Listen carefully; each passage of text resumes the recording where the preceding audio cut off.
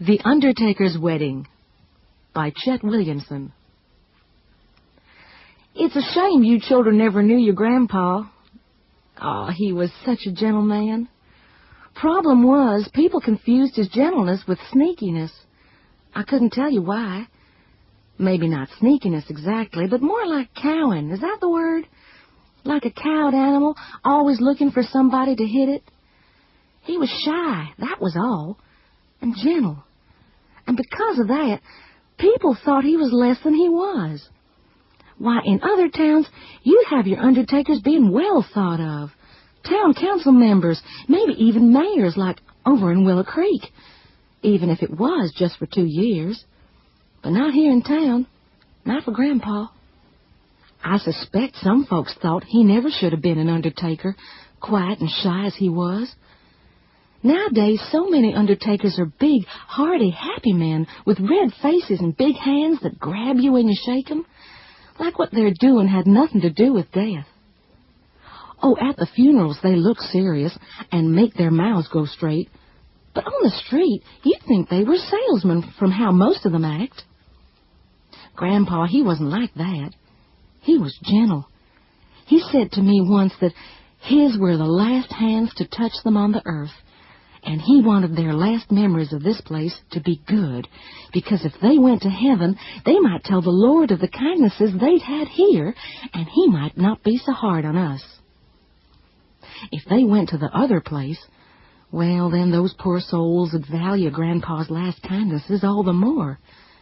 In fact, he said it was the Baddens needed his gentleness most of all, since most of them had so little shown to them when they were alive. But nobody knew he thought like that, not even me. I giggled with the other girls, and as hard as any of them when he'd walk by on the street, or when he sat near some of us in church. Only in church, of course, we couldn't giggle, could only make little faces at each other. It was funny at first, and a little scary. Sometimes we giggled so loud just so as he could hear us, and he'd stick his head down between his shoulders and scurry away. And maybe one of the girls would say, "You'd better not let him hear you laugh, or he'll come to your house some night and drag you away." And surely that'd make us giggle all the more at the thought of the quiet, creepy old undertaker trying to do that, when we knew he'd jump if you said boo to him. It wasn't him that made it scary, but what he did when we'd think about it.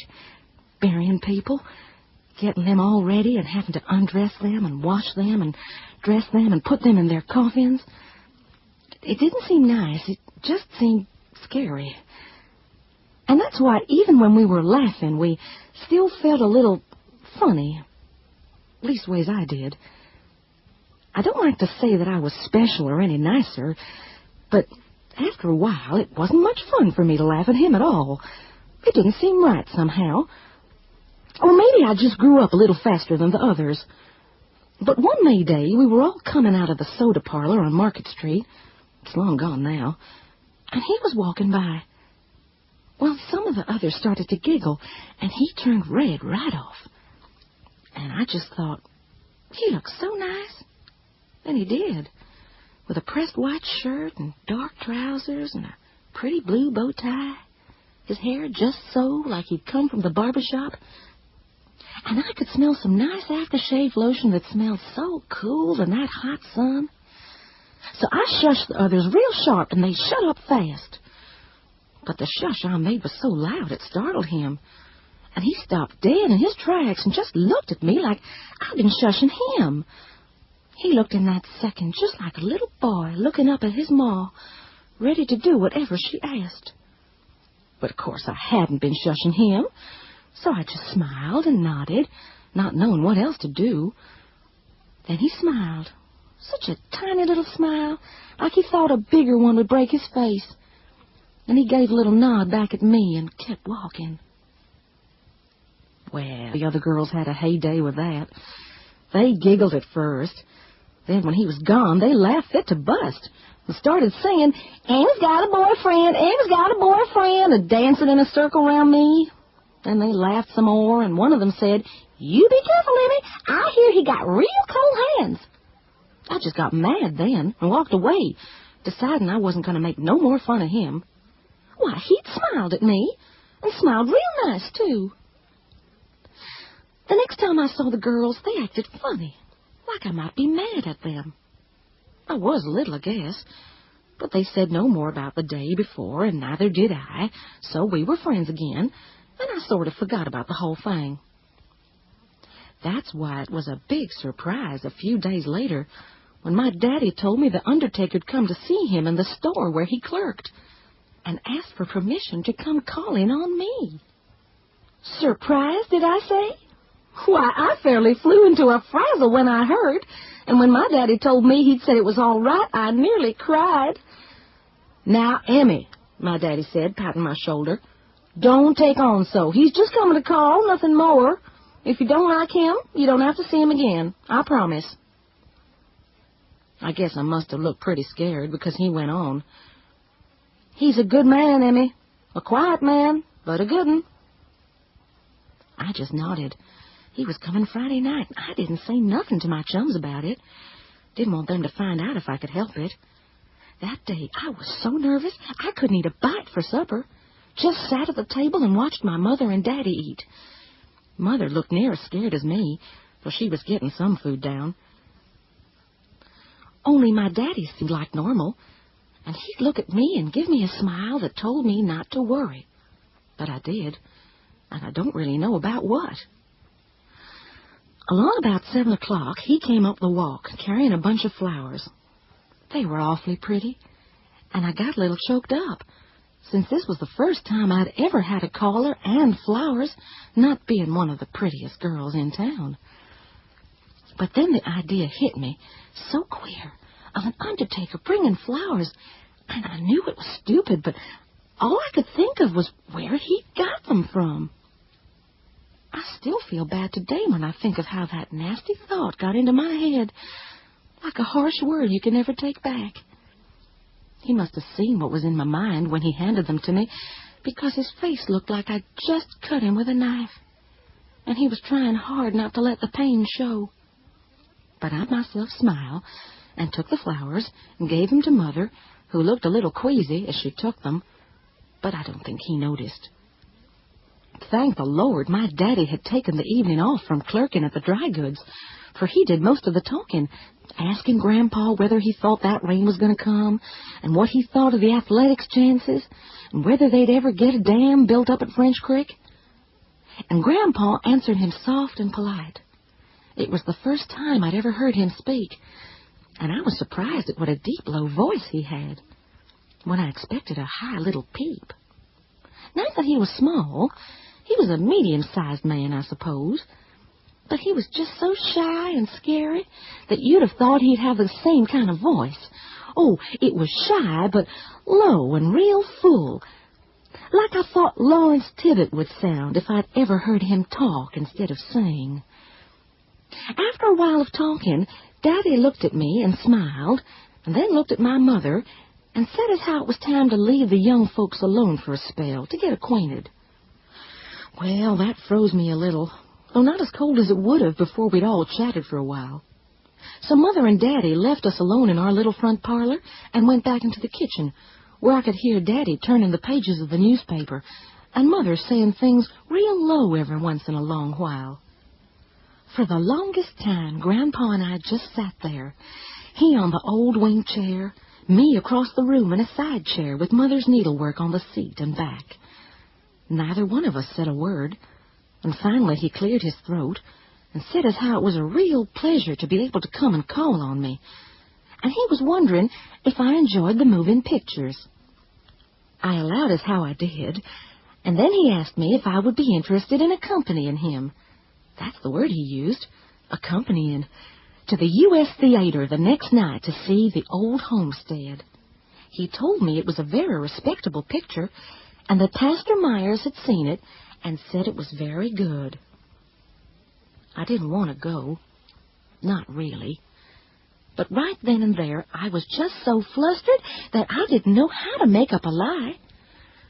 Boys just didn't ask me out, not even boys I didn't want to go out with, and I had no experience with such things.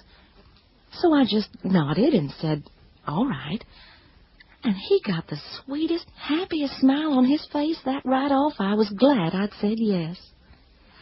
Then he just talked a little more about the movie and took a little handout thing the theater gave away about it and handed it to me to keep. And I allowed that it looked like a good picture, and we just sat there again until he remarked about how late it was getting and said he'd best be going. So I called Mother and Daddy out, and we all said our good nights. After he was gone, I didn't say anything to them, and they asked me no questions, just eyed me, my mother worried-looking, Daddy smiling, and I excused myself and went upstairs. Once I realized what I'd done, I got sort of panicked. I knew that my friends would be at the pictures, some of them anyway, and by next morning it'd be all over town that I'd been out with the undertaker. Everybody'd know at the service. And what about the service? Would he expect me to sit with him? I had such foolish, awful dreams that night. I can still remember. Dreamt I was at the pictures with Grandpa, but the movie wasn't a real movie. It was Grandpa working, getting the dead ready for burial. And all around me, my friends were watching and smiling at me and saying what a fine job he was doing. And though I couldn't bear to watch the screen, I couldn't not watch either. Then Grandpa took my hand in the dark theater, and it was cold. So cold I woke up to find my own hand grabbing the cool brass bedpost. Next morning I told my daddy that I'd been asked out and said yes, but I wasn't sure I wanted to go. He said to me, well, you said you would, didn't you? And I allowed as how I had, and he said, well, then you should. Mother took my side, but Daddy said if she said she would, then she should. Next time, just say no if you don't want to. You've got a mouth, so start to use it. Then he spoke less sharp and touched a hand to my cheek. He's a kind man, Emmy, he said. He said he won't hurt you at all, but you be careful so's not to hurt him. I knew he was right about going, and that night Grandpa came by for me, and we went to the pictures. I didn't see anyone I knew when we went in, and I felt ashamed that I was glad of it. The movie was good. It was the first time I'd ever heard Grandpa laugh, and such a sweet laugh he had, like music. He never touched my hand once, nor put an arm around me. When the show was over and the lights came on, I saw Mandy Dawson sitting 2 rows back with her fella, looking at me like the cat that just ate the bird, and I knew she'd start spreading the news that very night. There was something in her look that right then made me mad. Made me think the hell with what they think. I know that's no language for a lady, but that's what went through my head. And when Grandpa asked if I'd like a soda, I smiled and said yes. And we went to the soda parlor and sat at a bright table in front where any nosy Parker could see us, and talked about the movie and a lot more, and we both smiled that night. Next morning I sat with him in church, and I think it surprised my mother as much as it did my friends. Oh, they gave me the dirt at first, but once they knew that I'd see who I wanted to see, they left me be quick enough.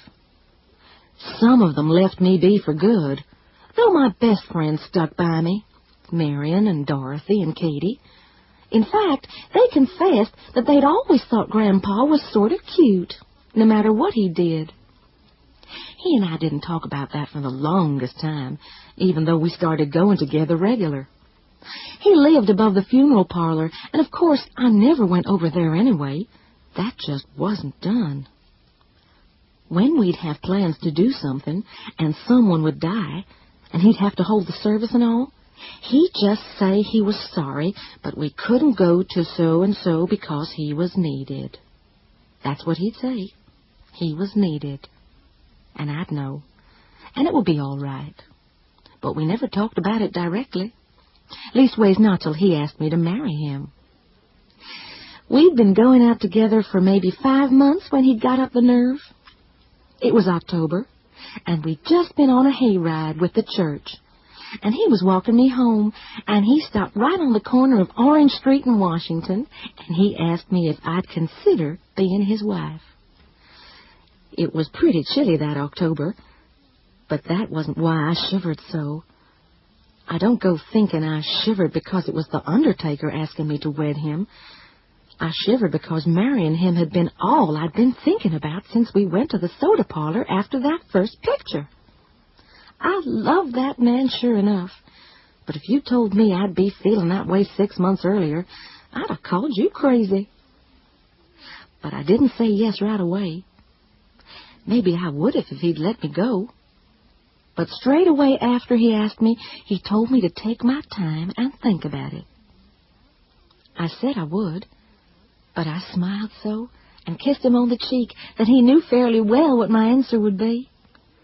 Once we got to my house, we didn't go straight in, but sat on the porch swing in that autumn chill and talked real low so's my mother and Daddy wouldn't hear. He told me a lot about himself I'd never heard before.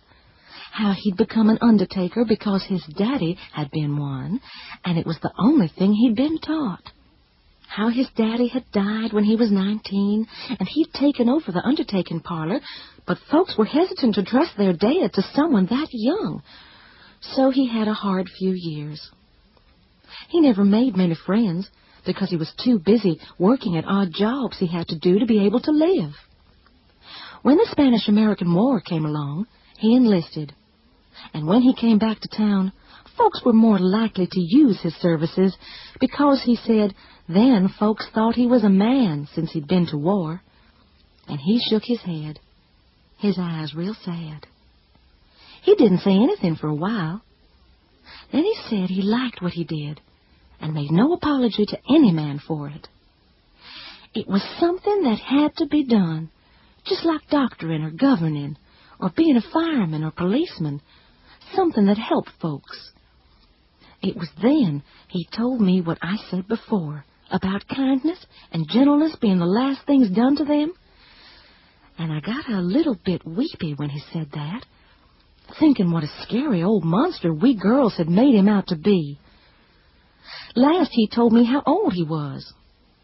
40. I was 19. But it didn't matter any. I told him I'd marry him, and then I kissed him on the lips for the first time.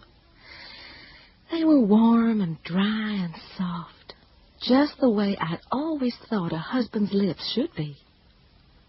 The next day he asked Daddy for my hand, and Daddy said yes. By that time, Mother knew Grandpa well enough to know what a good man I was getting. But even I didn't know how good he really was. I found out that winter. It was a monstrous cold winter. We had our first big snow in mid-November, and it must have been 2 feet deep at least. It never got cold enough to melt it until early March, so snow piled on top of snow, and it just got deeper and deeper. The roads stayed open, though.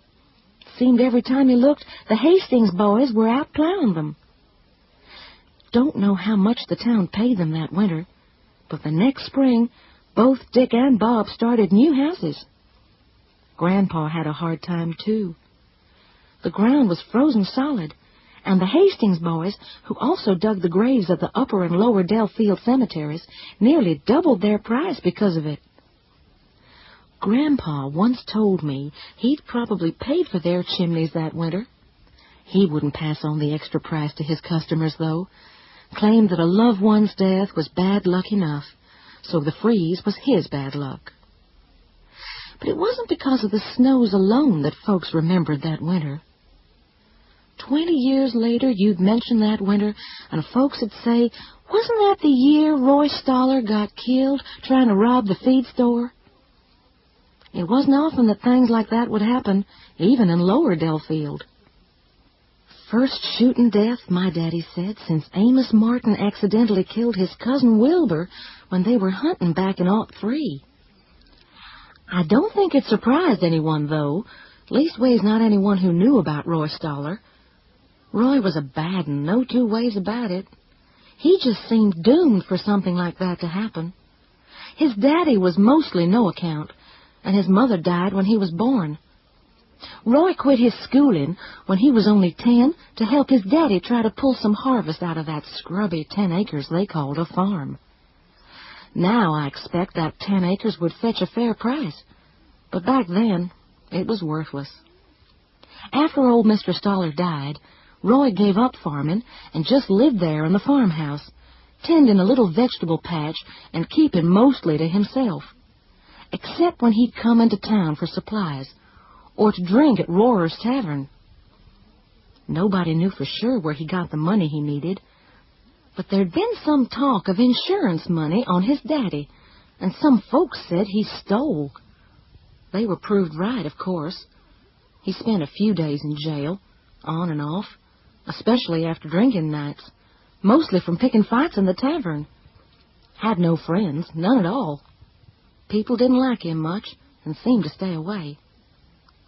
A couple of weeks after Christmas, he broke into the feed store through a back window. He didn't know Mr. Wenger was working late in his office, and Mr. Wenger surprised him with a pistol. Roy Stoller had a gun, too, and shot first, but missed. Then Mr. Wenger shot Roy right in the head. The doc said he was dead before he hit the floor. There were no relatives and no estate to speak of, so the county was supposed to pay a local undertaker $50 to bury him. The sheriff took him to Frank Whedon first, but Whedon wouldn't do it. Said it'd be bad for his business, handling criminals. But Grandpa said he'd take Roy. And next day, when he told me he'd done it, I didn't like it. But I didn't say anything except something about the $50 being a small price to get for tarnishing his business. He got real serious then, as near to mad as I'd ever seen him before or since, and told me that no matter what folks had done, it wasn't ours to judge them once they were dead, but rather to give them as much dignity and kindness as we could, for they'd be judged quick enough by someone far higher. Then he said Roy Stoller had never had a chance for anything in his life, and how he was more to be pitied than anything else. His words made me feel pretty small, though I was still concerned with what other folks might think. But that didn't bother Grandpa in the least, and he even gave back to the county what was left of the $50 after he'd paid his costs on the coffin and the grave digging. I won't profit off an unfortunate, he said, and nobody was more unfortunate than Roy Stoller. Grandpa put him next to his daddy in the lower Delfield Cemetery. At the funeral, there was just him and me and the nigger pastor from the Baptist church over in West Davis. The Delfield ministers were all busy that day, so they said. We got married in early February, a week after my 20th birthday. We hadn't had snow for almost 2 weeks, and the sun was shining bright as anything. The temperature was just below freezing, and after the winter we'd been through, it felt like the South Seas. It was just a small wedding. I only invited my closest friends and their families. Since Grandpa had no real friends to speak of, I made sure Mother had the 2 ushers seat some of the guests on the groom's side. Grandpa looked handsome, and the mirror told me I was as pretty as I was ever gonna be. And it was a nice wedding. Although at the end of the vows, when we said, "Till death do us part," I got that funny feeling again. It just came over me, and I wondered if I died first, if he'd take care of me, make me ready for the grave. It was a dark thought, and it had no place at a happy thing like a wedding, so right then I drove it out of my head. But I thought about it for a long time afterwards. We had the reception in the church basement, and my daddy and mother were both happy but teary-eyed. Grandpa was chattering away with the guests and members of the wedding, just like he'd never been shy in his life. And I remember thinking, well, Jiminy Christmas, this man should have got married a long time ago. Some of the people there that day became his friends for life. I'd asked him where we were to go on our honeymoon, but he wouldn't tell me. A surprise was all he'd say, but no Niagara Falls or anything like that. Somewhere that we can keep, he whispered, and I just couldn't work out what he meant. After the reception, we went back to my daddy's house to pick up my suitcase, and then we climbed into Grandpa's Model T, and off we went, out of Upper Delafield and through Lower Delafield, then up into the hills north of here, which surprised me. All the cities and towns of any size are all east and south, but we headed north instead. I said as how I hoped we'd get to where we were going before too long, as night was coming on, and the sky had turned dark, like there was snow coming. Don't worry, he told me, we're almost there now. And sure enough, in another mile, he turned the car up this dirt road smack dab through the woods. It looked like it had just been plowed that day, for you could see the brown earth in patches through the snow. Looks like the Hastings boys made it, he said. And I asked him just what was going on here, and he said, you'll see. Finally, we came to a spot where the lane ended, and the trees got too thick for an automobile to pass. We walk from here, he said, and lifted me out of the car. Then he takes 2 pairs of snowshoes from the back of the Model T, and I just looked at him. He asked me if I'd ever walked on them before, and of course I hadn't, so he showed me how. I was still asking him what it was all about, but he wouldn't tell me. Just picked up my suitcase and his and asked me to follow him. Whither thou goest, he said, and laughed. By that time it was nearly dark, and it had started to snow as well, big wet flakes that looked like white leaves falling in the dusk. We followed a little trail through the trees, and I could see other snowshoe tracks, so I asked whose they were. Grandpa said they were his. It was just light enough so we didn't need a lantern when we got to the cabin. It was in a little open space in the woods, and a small stream solid with ice was next to it. It was the prettiest little building I'd ever seen, made of light brown logs. There was a black shingle roof and a green door and shutters, and mostly covered with snow as it was, it looked like something from a fairy tale. I felt Grandpa's arm around my shoulders, and he asked me if I liked it. There was no doubt of that. I thought there couldn't have been a better place in the world for 2 people who loved each other to be alone. He told me his father had built it years before, but after he died, Grandpa rented it to an old trapper who finally had to give up his land that past year because of his legs and move in with relatives. Grandpa had been coming up here for months fixing it up as a surprise for me. I hugged him hard and told him I couldn't wait to see inside. So we tramped the rest of the way through the snow, which was falling thicker now, and went inside and lit a lantern. It was beautiful. He'd put curtains at all the windows and hung some pictures on the walls. At one end was a little table with 2 chairs, a dry sink, and a wood stove with cupboards full of dishes and food. There were 3 chairs and a fireplace in the middle of the room, and at the other end was a chest of drawers and a bed behind a big red curtain he'd rigged up so as to give me my privacy. But right then, I didn't want any privacy. Not from him, anyway. I hugged him and kissed him and said as how it would be a wonderful honeymoon. And he laughed that gentle, low laugh and said it would be if we didn't freeze first. He took the lantern over to the big open fireplace and touched a match to the kindling he'd got ready before. It caught fast and started crackling and popping for fair. It must have been a pine knot or something like it that cracked so loud and threw a hot spark into the lantern, but at the time I could have sworn it was a bomb. The lantern just exploded. I didn't see it, just heard it, and when I turned around and looked, Grandpa was falling over like a big tree, and fire was jumping all over the wooden floor.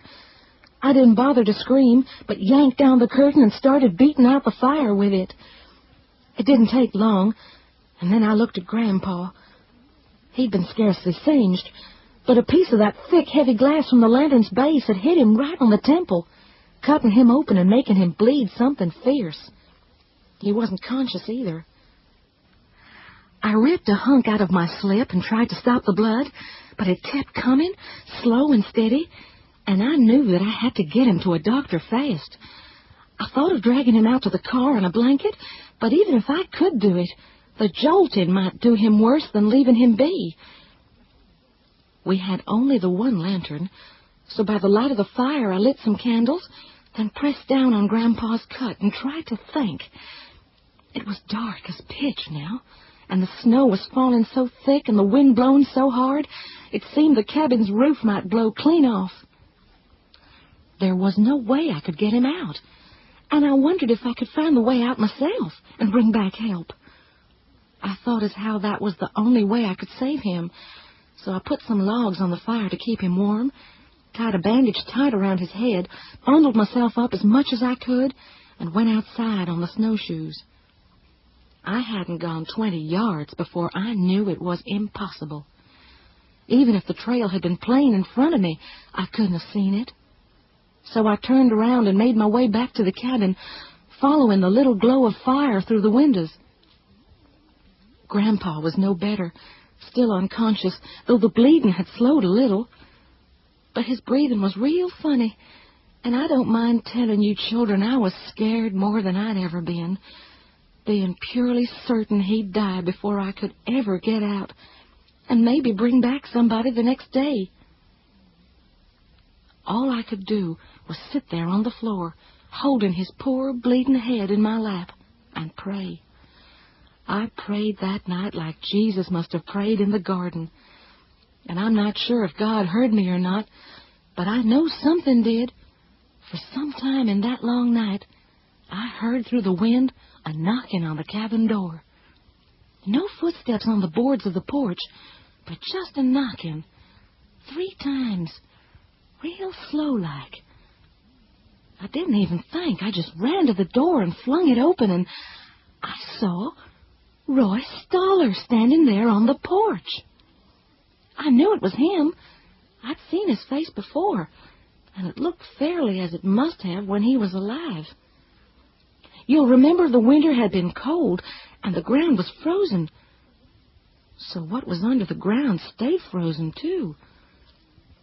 I could still see the little mark in his forehead where Grandpa had closed up the bullet hole.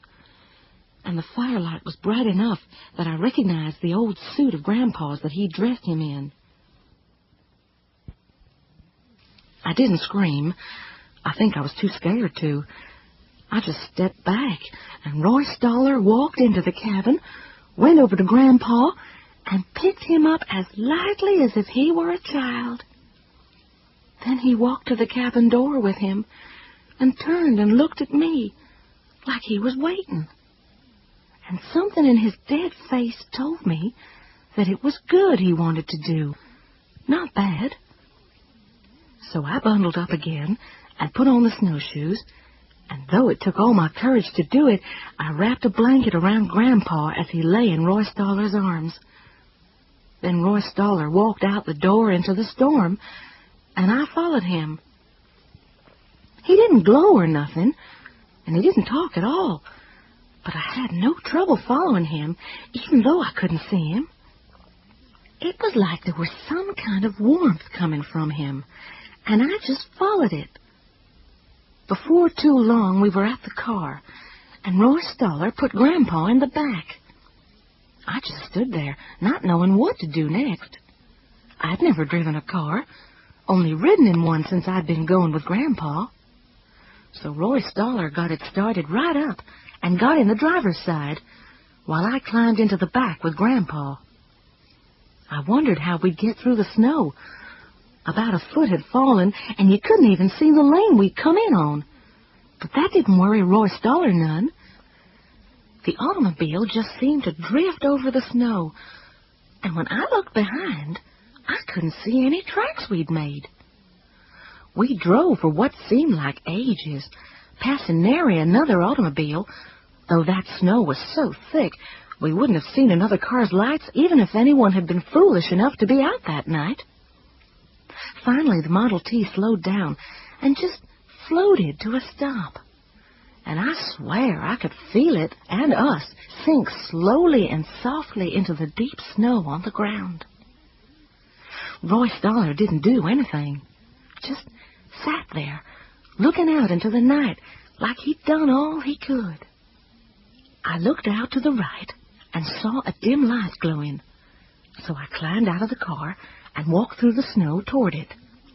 I was just amazed when I saw where I was, right in the middle of town, and that glowing light was a lamp in Doc Farnsworth's window. I pounded on the door till Doc's wife opened it and called her husband down from upstairs.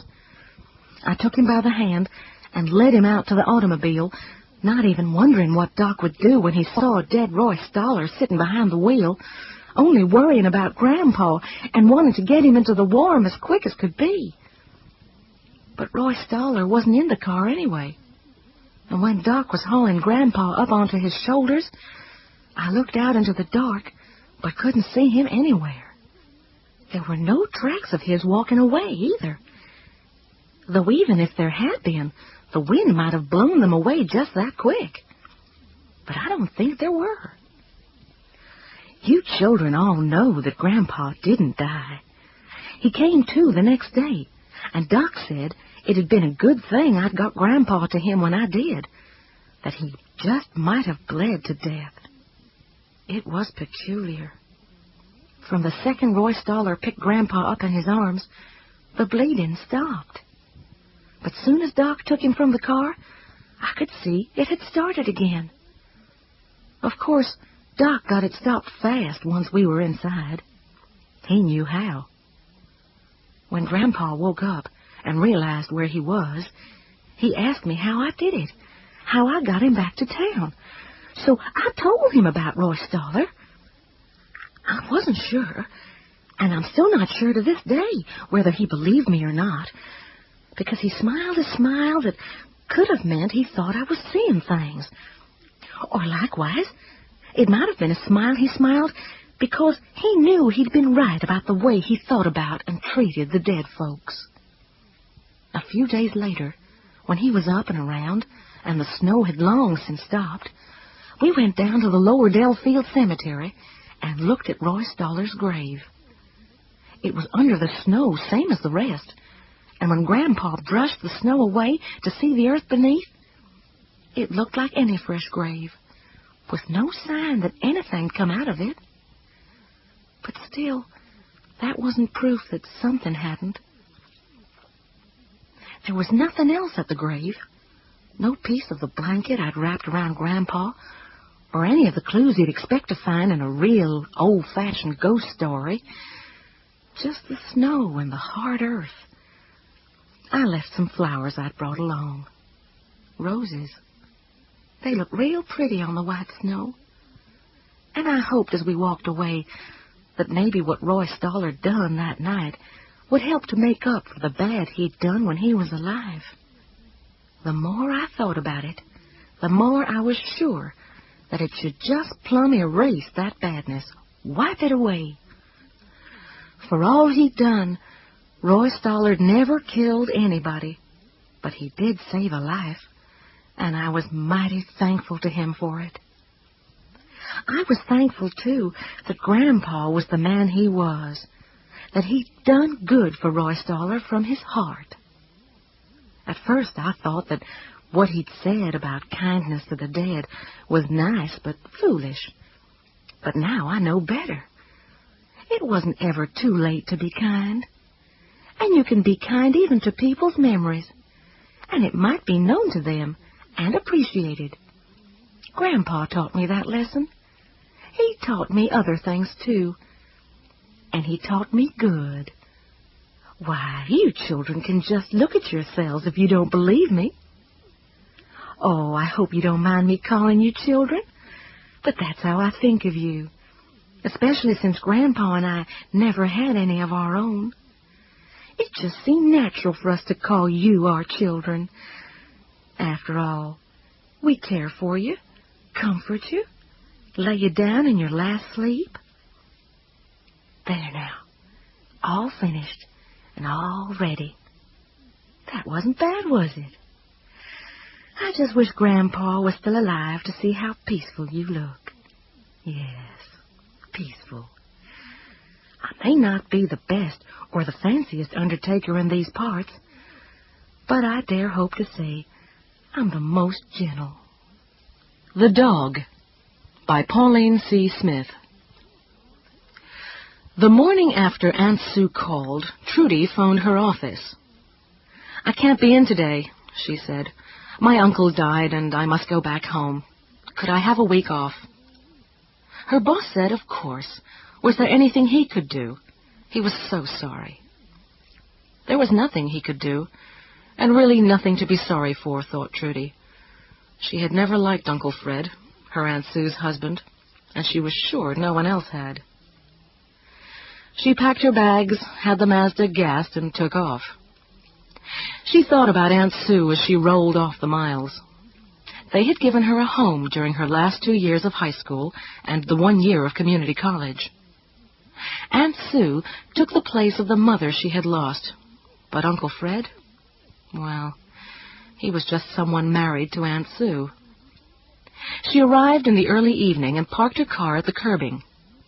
She leaned on the steering wheel and looked at the house she hadn't seen for more than a year. A small white house, shaded by old oak trees and surrounded by a chain-link fence. She picked up her bags, opened the gate, and walked up the path to the house. Aunt Sue led her to the kitchen and talked about food. "But I've eaten," said Trudy. "I stopped along the way." "Oh, well then, some cake and milk," urged Aunt Sue. "You had a very long drive." With Aunt Sue's chocolate cake in front of her, Trudy asked about Uncle Fred. "You know, he'd been sick for many months," said Aunt Sue. "He knew he was going to die. He talked about it a lot. And he read everything he could get his hands on about death." Trudy shivered. "He read about death?" "Oh, yes. He sent away for these books, piles of them, and he read them all. He told me that after he died, he would be back." "Be back?" cried Trudy.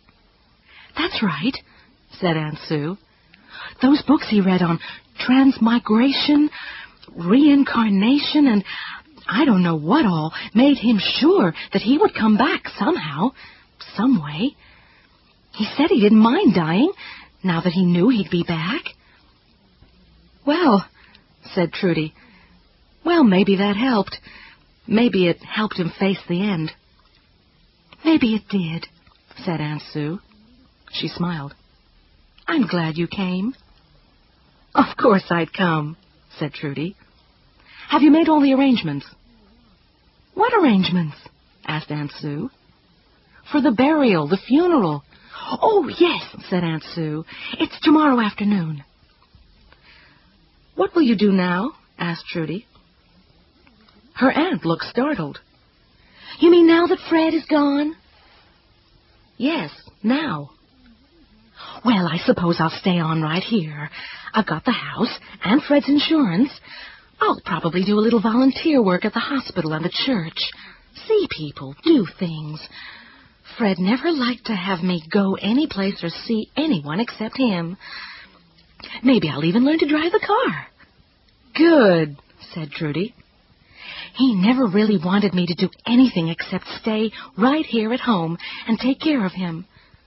"I know," said Trudy. "Another thing." Aunt Sue trembled with excitement. "You know what I'm going to do? I'm going to get a dog." "A dog?" said Trudy. "For protection."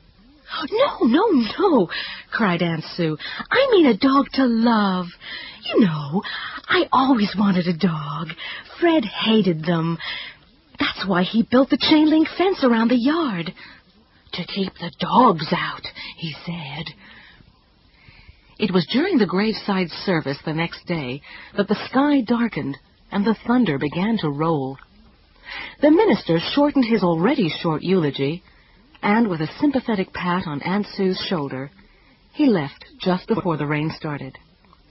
Workmen in slickers stretched a tarp over the still open grave and took off at a run for one of the buildings on the cemetery grounds. Trudy hurried her aunt to the parked car. "Well," she said, "this looks like it's going to be a bad one."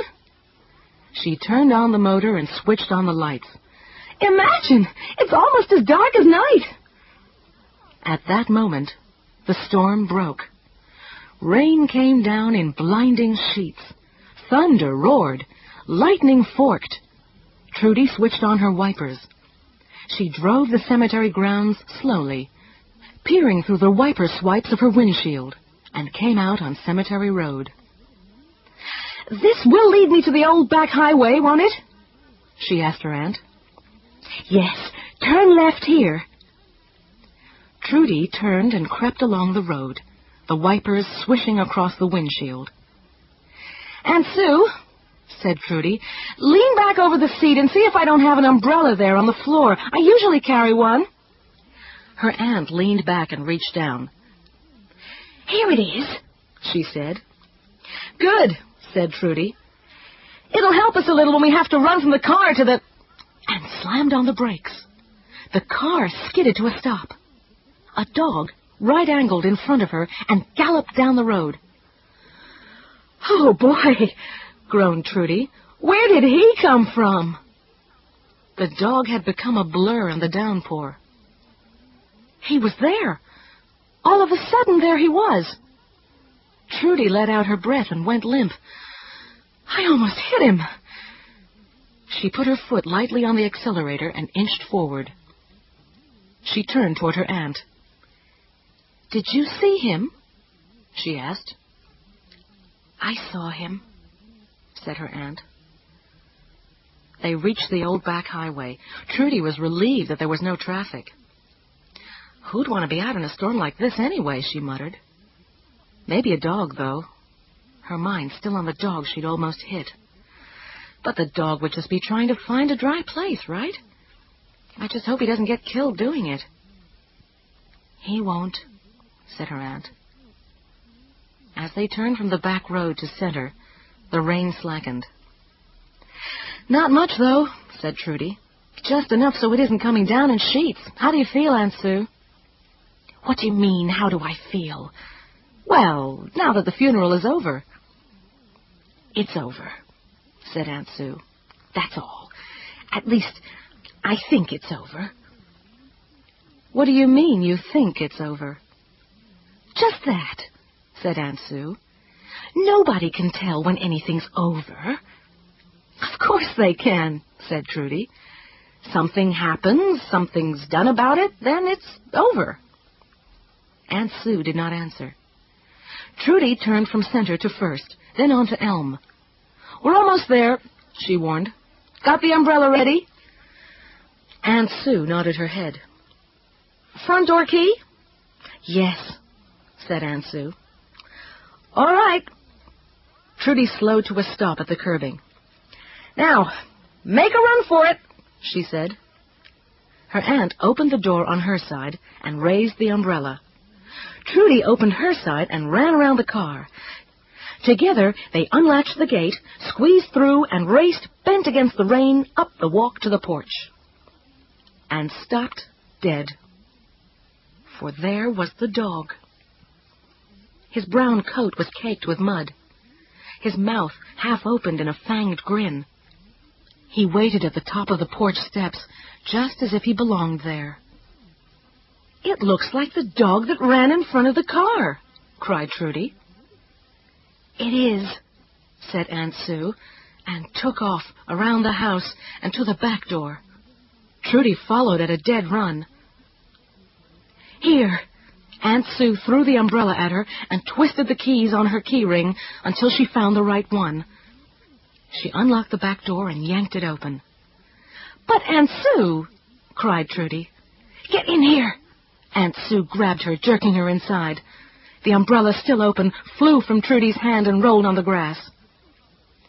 "Why did you do that?" demanded Trudy, as soon as her aunt slammed the door. "Why did you tear around to the back? Look, you're soaked. So am I, and my umbrella—" "It was the dog," said Aunt Sue when she caught her breath. She was pressed against the door as if to form a barricade. "I won't go near the dog on the porch." "Oh, come now." Trudy took off her aunt's coat and sat her down in a kitchen chair. She took off her shoes. "That dog won't hurt you. You said you liked dogs, remember?" Aunt Sue shuddered. "That's another thing," she said. "Maybe because I like dogs, he became the biggest, meanest-looking dog he could, so I'd have something that scared me and something I didn't want." Aunt Sue started to cry. Angrily, Trudy yanked off her own coat and stepped out of her shoes. "I don't know what you're talking about. Look, I'm going to make us some hot chocolate. Now, you just sit there, Aunt Sue, and calm down. The dog will go away. He was just trying to find some shelter from the rain. He happened to find your front porch." "My front porch," said Aunt Sue. "There are many, many front porches between the cemetery and here. So he finds mine, behind a fence and a latched gate." Trudy turned from the stove. "Maybe he jumped over the fence. And who says he came from the cemetery?" "You did. You said, 'He looks like the dog that ran in front of the car.' And that was way out on Cemetery Road, just before we turned off on the old highway." Trudy turned back to the stove. "Lots of dogs look alike." Yes, they do," said Aunt Sue. "But this one left the cemetery right after we did. Then he ran in front of your car. Then he worked himself through a latched gate and found my front porch. Doesn't that mean anything to you? Don't you think he's telling us something?" "No, I don't." Trudy felt a chill travel along her spine. "What's he telling us?"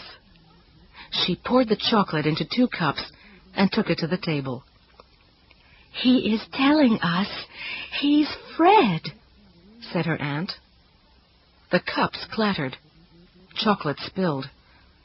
A scratching noise sounded from the front door. "He wants in," said Aunt Sue. "Fred wants inside his own house." "Stop it," cried Trudy. "He's just a stray mutt that wants in any house." Her aunt shook her head. The scratching became frantic. The rain beat down. Thunder roared. Trudy cleaned up the spilled chocolate. "You see," said Aunt Sue, "I learned a lot during those months your Uncle Fred was dying. I learned about reincarnation. That is when people come back as people. I learned about transmigration. That is when people come back as anything. A bird, a plant, an animal like Fred. Fred told me about it. He said I could never be rid of him. He said I'd have to go on taking care of him as I had always done." The scratching was loud and grating, as if the claws were digging deep into wood. "Do you believe it?" asked Trudy. "I didn't then," said her aunt. "Now?" asked Trudy. "Well, now I know that Fred is here." The scratching stopped. The rain poured. The thunder roared. But the scratching stopped. "Aunt Sue," cried Trudy, "the dog has stopped." "For just a little while," said her aunt. "I think he's gone." "No, he isn't." "I'll go look." "Don't open the door," cried her aunt. "I won't." Trudy raced to the front hall. She pulled the curtain aside and looked through the narrow window beside the front door. She saw the dog as he stepped carefully down the porch stairs. She remembered how Uncle Fred always walked carefully down those stairs. He used to say, "They're dangerous. The risers are too high. The treads are too narrow."